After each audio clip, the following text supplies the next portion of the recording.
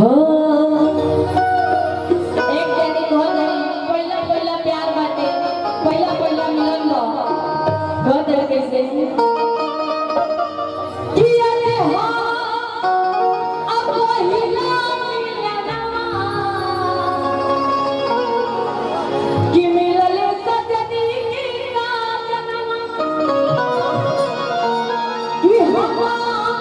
वही के गुला अनिया के खिलल बाबा जनवा कि सुने सुने अब भगवान अचल बिहान होके दी कन्या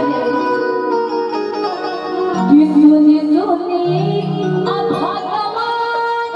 अचल बिहान होके दी ऐसा सुगंध अगर मेहरारू अगर मिल गई है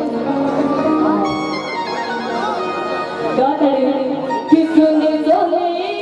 अब भगवान अचल बिहान होके दी किया जी राजा जी की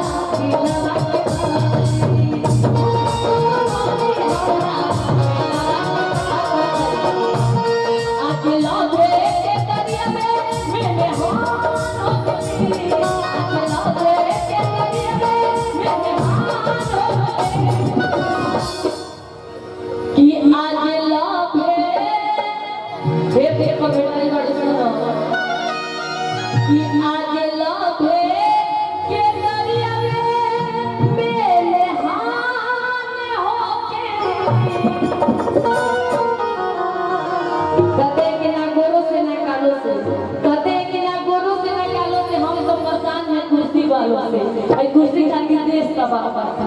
आ कहे कैसे किया लव है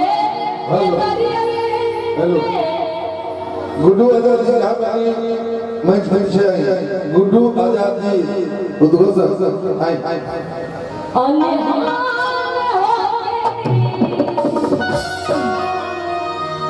कि क्यों में तो धोखे